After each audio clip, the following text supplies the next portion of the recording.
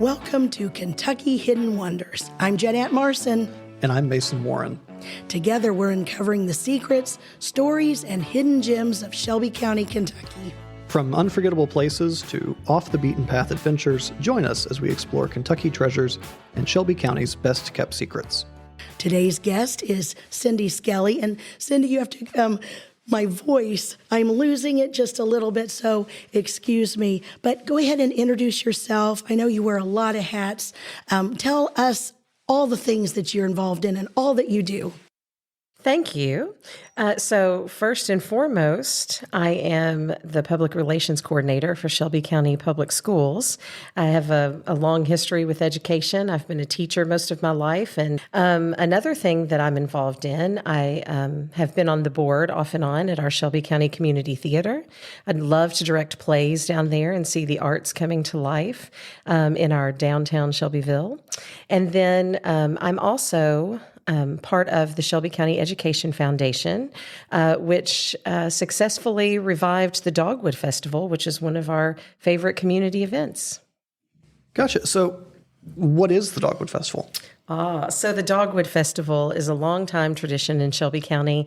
When I was little, I got excited because I got to put on my dance uniforms, my dance costumes, and go dance on a tobacco wagon in the middle of town. Oh, wow. I know. And so we got to wear our costumes early. And then you would go around and there were little activities you could do. There were artisans. And we always looked forward to spring because the Dogwood Festival was coming to town. And somewhere in the late 90s, it disappeared. And with the Ed Foundation looking for a way to raise money for scholarships, we thought that a community experience would be a great way to give back, plus make a little money to help students who wanted to become teachers and hopefully come back to Shelby County. So we started kind of researching the Dogwood Festival. We talked to people who had been involved. The JCs were the original people who, and I say original people, they were the big group that took it over. The original people who started the Dogwood Festival were teachers. And so we thought that was kind of a cool connection. George Ann Carpenter was a teacher in Shelby County who loved making eggshell mosaics. Oh, wow. And she and her fellow teachers who loved crafting got together and they decided to peddle their wares at a festival. We also discovered that the Dogwood Festival traditionally had been held on the front lawn of the old Shelbyville High School, which is where our central office is now. And eventually that Shelbyville High School became West Middle School and then CO. But we thought, what great visibility for a festival and the connection that it has to education. So here's another hat. I'll just make this connection. I was also a member of Alpha Delta Kappa, and they do Trims and Whims Festival. So I had this connection with artisans. So we just started inviting some people to come back in the spring. Instead of doing their Christmas festival, come back in the spring. And so we have a festival of over 120 booths, mostly artisans and craftsmen.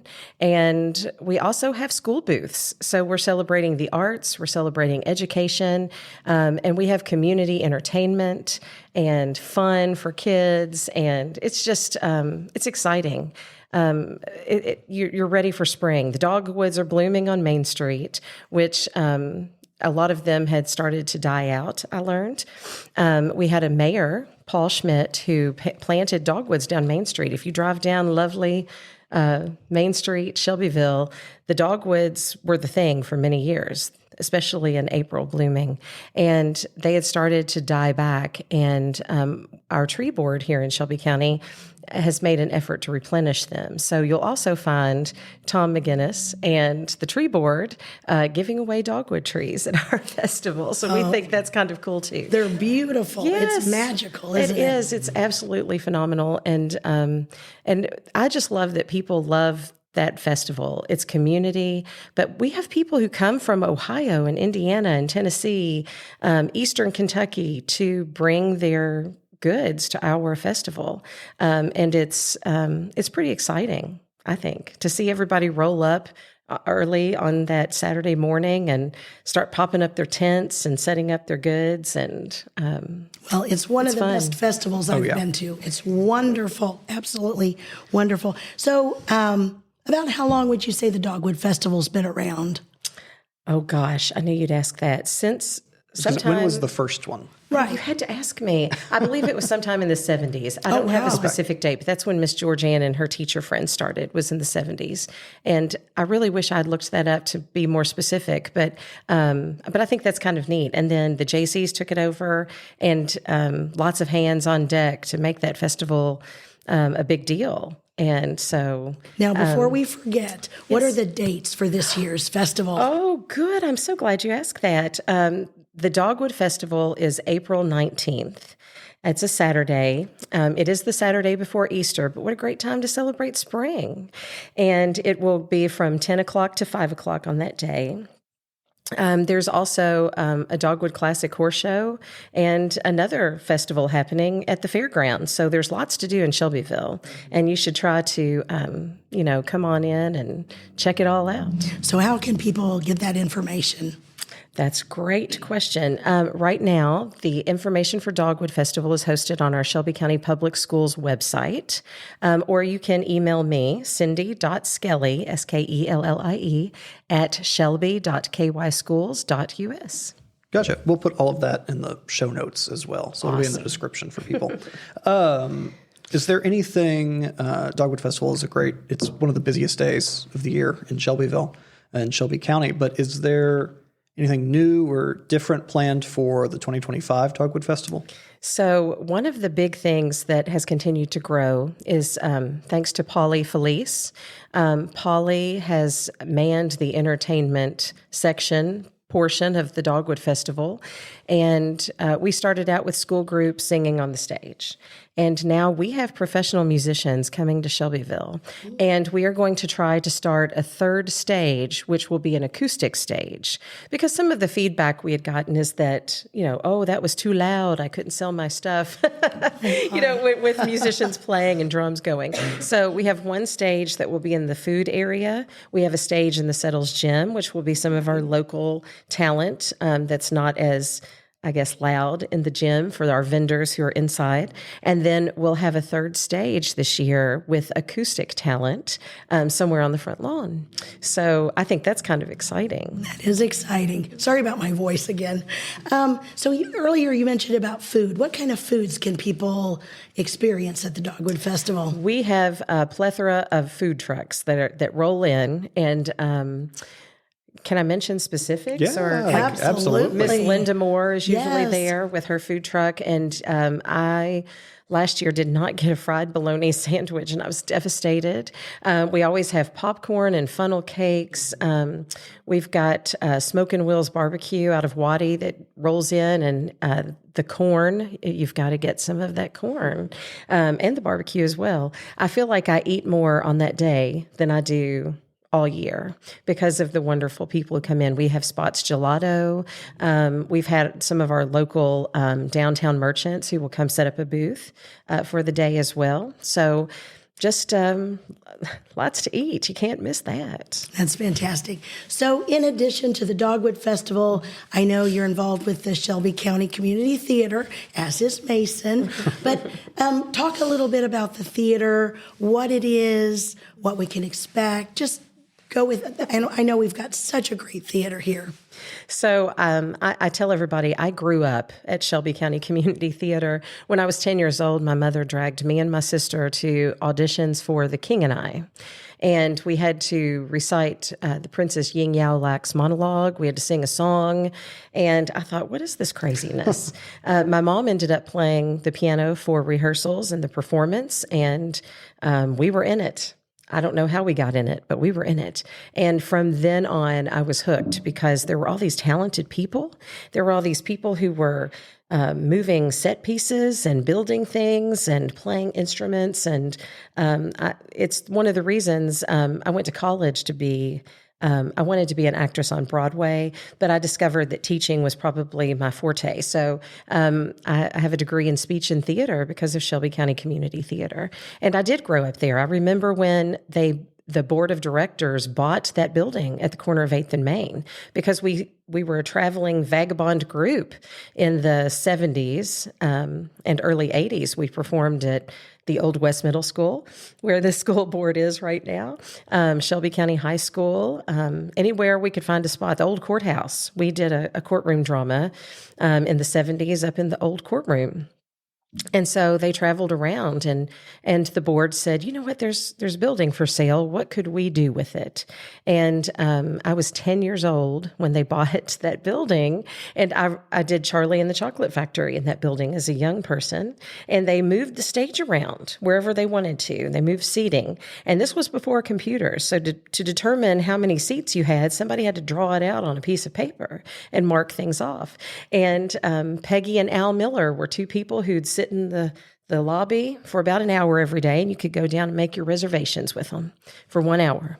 And so I just think about how far we've come because now we have 8 shows a year. And I came back from college, and that board of directors let me choreograph shows, and I got to direct shows, and eventually I sat on the board of directors. And recently, I was asked to be the executive director for the theater. So I'll be the announcement. The announcement. It's here. It's here. There you go, people. So I'm acting kind of in an interim capacity right now because I am still at the public schools, but I will retire July 1st and move into the theater full time at that time. So I'm really excited because I feel like, I've grown up there, and they're going to let me stay in my old age a little bit. So that's a nice everybody thing. loved Cheryl, but there could not be a better replacement. Oh. Your personality is fantastic. I mean, you've got wonderful stage presence, as everybody knows. You're fabulous. I just have one. Well, I've got a million questions, but so do you have a favorite show? I know you've been involved in so many. What's been your favorite one? Oh my gosh, that's a hard question because there are lots. I'm a musical girl. I love all sorts of plays, but if I could do 8 musicals a year down there, Mason, I would. I think it would be for fun. 8 musicals as well. There's a reason there's a whole committee with lots of contrasting opinion. I know, and how that process works. You do have to have something for everyone. So if it were, the ShelbyKY Community Theater, we do 8 shows a year, but 8 musicals a year. But my favorite show, gosh, we did Mamma Mia in 2019. Oh, I bet that was great. Oh my gosh, people fun. were dancing in the aisles. I looked out of the sound booth, and people were waving their arms and dancing and singing along, and it was just like you were part of the show. I would have loved it. Oh my gosh. Another one of my favorite shows we did right after the pandemic was Bright Star. And it was written by Steve Martin. Steve Martin, that's right. And I fell in love with it. My husband and I went to the Cumberland County Playhouse, and which is a really cool spot. And we said, we've never heard of this show before. Let's just go see it. We were down that area. Let's go see a show. And we got to intermission, and I was on my phone. I was like, they cannot end this first act this way. What are they thinking? And so what was cool about doing Bright Star in our little theaters, we had a live band on stage. We had a banjo player. We had a fiddler. We had a stand-up bass and a piano. Wow. And I stuffed them in the tightest quarters possible, but it worked, and it was just amazing. People loved it, and the story is just beautiful. It was a really, really fun experience to be in the audience for that. So. I didn't get to, I've seen little snippets of it with Steve Martin, but I haven't seen that. So over the weekend, Mason and I were in New York, and we got to see Harry Potter and the Cursed Child, and I have a couple of suggestions now that you're executive director. There needs to be more pyrotechnics in your shows. Oh my gosh. Pyrotechnics, there was swimming pool, pyrotechnics. Swimming pool. Oh my all these Gosh. flying people. It was, I'll make a list for Okay. you of all the You things. just make that list. I will. Be prepared. Yes. see what Well, we you can know, do. we have some possible pyrotechnics in the play that goes wrong, but we're a little scared that they'll go wrong. So we're trying to figure out how do we keep people safe and still I have say the just spectacle. do it. Just do it. And you know, we have to have some fog and some smoke. And I'm like, listen, we can crack these doors open and pull the fans, you know, as soon as they go off. So there are always ways to make the spectacle happen, absolutely. even in our small little theater. We may not be Broadway, but we can make it happen. Exactly. I agree. So this will be out in about 2 weeks or so. And so what is left in the theater's current season and what is coming up in the next season? Great question. So I've been texting Clint Gill, who's directing our next show called Marjorie Prime. And that's about artificial intelligence, which is kind wow. of a timely topic for us. And it's going to be upstairs at 8:01. So what kind of story?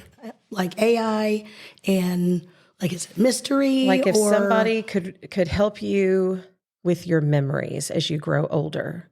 If there was artificial intelligence that could help you remember, what would that look like? I know we have to be a little mysterious. Okay. Right? All right. And so Marjorie Prime. All right. Mark it down. It'll go up in April, but they're auditioning February 8th and 9th. And then we have The Play That Goes Wrong, which is just hilarious. Jen Starr is directing that. And Jen and I were sorority sisters in college. So we were Delta Omicrons. We were nerdy music sorority, but it was great fun. And I love that she's coming to Shelbyville to do that. She directed Elf, and she's just got a great way to bring people together.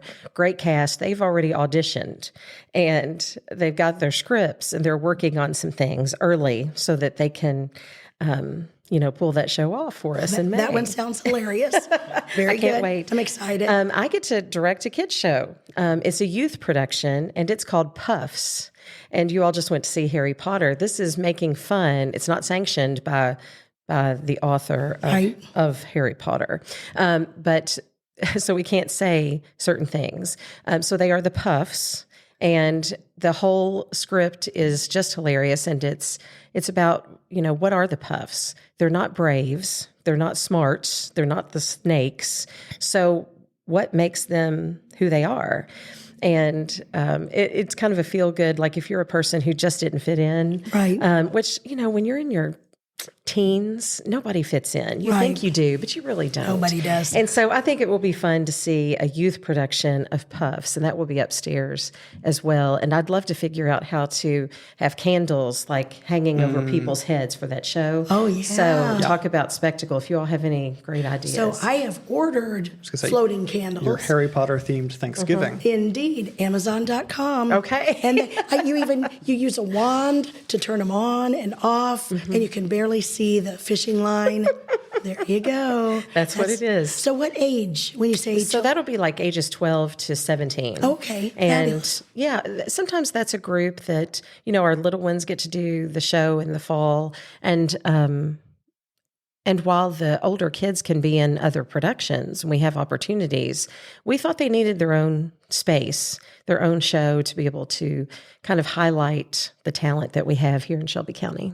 So I'm excited about it. Perfect. Anything else? Well, that ends our 2024-2025 season.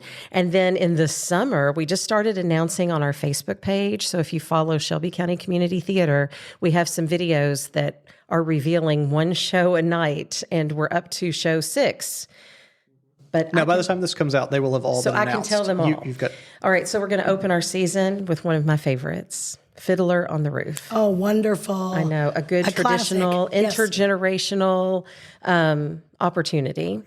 And then you're going to put my memory to the test. Next in September will be The Lion in Winter. And we usually do our kids show in September, but we're going to try something different to see if kids can, instead of going to, getting back to school and starting a show, try something a little different. So The Lion in Winter is an adult show, and it's just spectacular. Katharine Hepburn did the movie with some other famous people that I can't think of right now. The title is very familiar, but I'll have to Google it. It's amazing. Okay. You'll love the story. And then upstairs in October, we will have Murder by Poe, Murder by Poe. So Edgar Allan Poe, The Black Cat, some of the spooky stories by Edgar Allan Poe. That sounds wonderful. If murder can be wonderful, it sounds fabulous.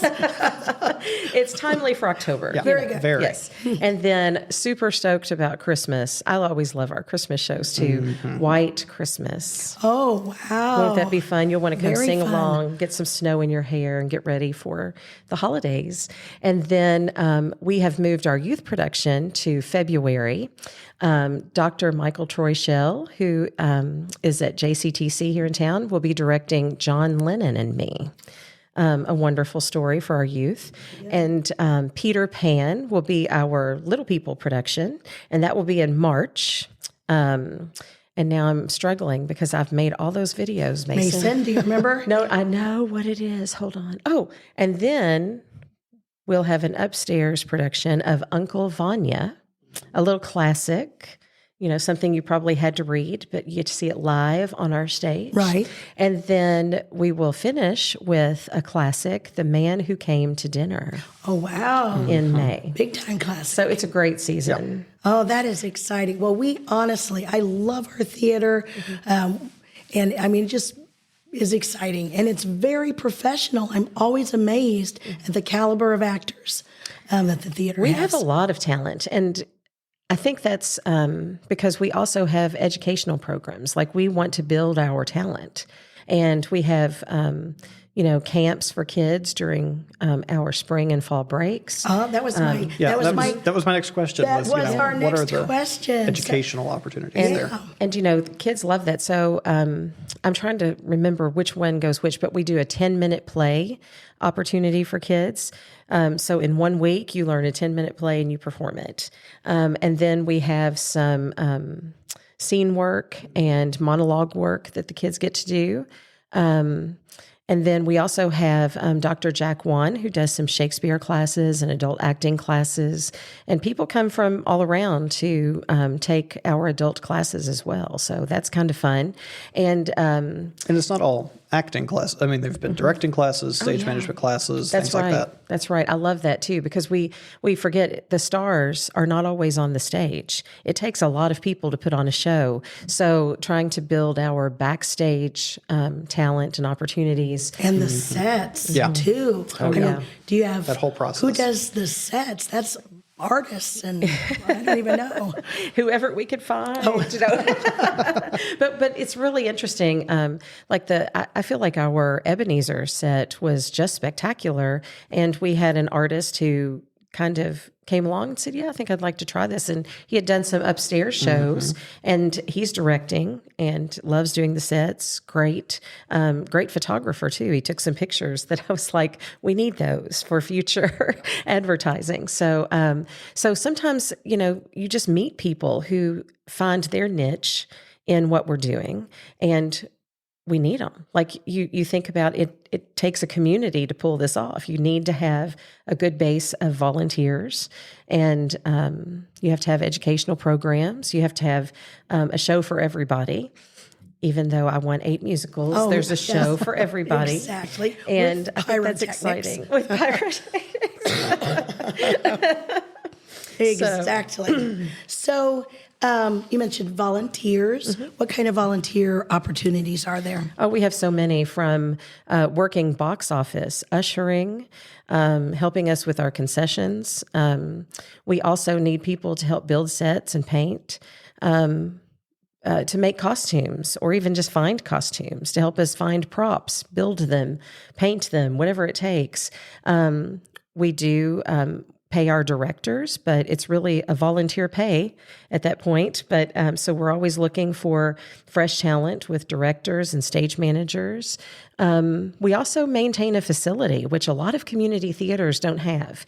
Our board of directors back in 1980, they were very forward thinking, but it takes a lot to keep the lights on and to keep the water running. And it's in an historic part of town, so you want to make sure that it stays pretty on the outside and the landscaping looks good. And, we want to be good neighbors, but it's all volunteer people who do that. And we have, Cheryl was great because she partnered with with some local agencies that people would come in and, we'd have these little projects. So they took care of those projects for us. And we need to continue that, but we also need to continue to build our volunteer base. And I started a Facebook group last night. This was my genius idea.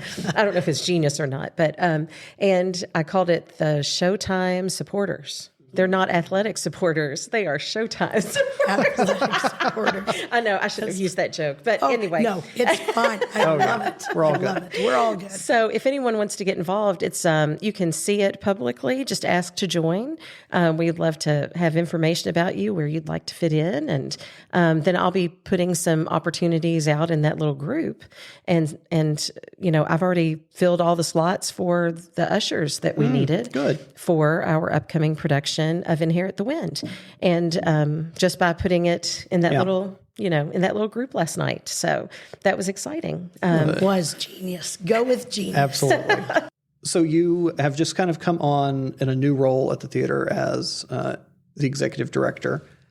What do you see in the next, several years of the future of the Shelby County Community Theater? That's a great question. We have a feasibility study happening to see if we can expand. Do we have the foundation to expand at the corner of 8th and Main? Do we have the community support? Do we have the volunteers we need to have a bigger performance space and still maintain our little building on the corner?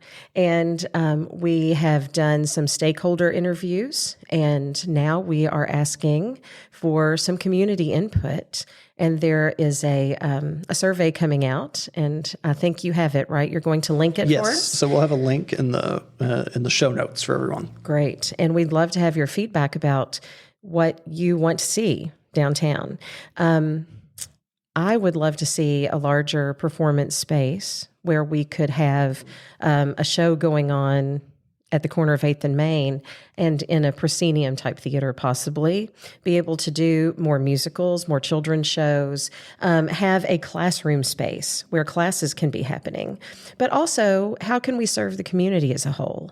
Like, our theater is there during the day, not being used. Could we provide a facility and partner with people like tourism and other businesses who might need meeting space, or maybe a good experience for some clients before they go see a show, and have space for that? So what does our community need, and how can we tie that into our vision as a theater? Right. So many of the shows are sold out so fast because it's so great. And so definitely a bigger space I could see being used, definitely. And I think we could fill it. Oh, and I know that's my you own could. personal, but I'm interested to see what our community thinks. That Absolutely. feedback will be valuable to us moving forward. Absolutely. For sure. So when do tickets go on sale for the next show? So Inherit the Wind tickets are on sale right now. And those, we open February 14th. We already have like half the house sold for every show. So get your tickets for that. If it's still going on when this goes up, I don't know. It's the 100th anniversary of the Scopes trial. So it's kind of cool that we are doing a play about the Scopes trial in its 100th anniversary. And it's a big cast. It's a great show. Go to our website to find out about tickets. We want you to come and see it. And what is the website? Oh, very good. It is shelbytheater.org. And I believe theater is spelled R-E. Is that correct? I was just going to say Yes. R-E. That's the fancy way. The fancy Yes. way. Cindy, thank you so much for being with us. Again, I apologize for my voice, but you've been a You sound wonderful... like Demi Moore. Like I expect Patrick Swayze to come out and make some pottery with you. I am. Oh, I feel it. I feel it behind me. It's happening. I'm getting in the ghost vibe. That would be a good musical to do. That would be a fabulous one. Well, if only we knew some people. Well, you have been an absolute delight, and our community theater, the Dogwood Festival, and you yourself are a hidden gem that we could not do without. But thank you so much for being on our show. Thanks for inviting me. This has been Kentucky Hidden Wonders. Thank you to Cindy Skelly for coming on the show to talk about the Dogwood Festival and all the exciting things happening at the Shelby County Community Theater. And thank you for listening. If you've made it this far, make sure you subscribe and leave us a review. It means the world to us. We'll be back in 2 weeks with a brand new Kentucky Hidden Wonder. Bye, everyone. Kentucky Hidden Wonders is a ShelbyKY tourism production. Your hosts are Jeanette Marson and Mason Warren. To learn more about ShelbyKY tourism and to start planning a visit, head to visitshelbyky.com.